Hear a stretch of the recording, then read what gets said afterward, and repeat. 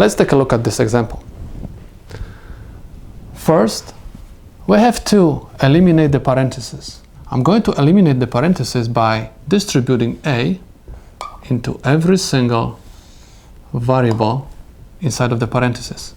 The same I'm going to do with the second parenthesis. Next, I'm going to copy down AB, or A times B will give me AB, or A times C gives me AC, or B times B gives me B, B, B times C gives me BC. Now, because we have exactly the same terms, two exactly the same terms, one of them we can cancel out. And we have B times B is always equal B. So I have AB or AC or B or BC. Take a look.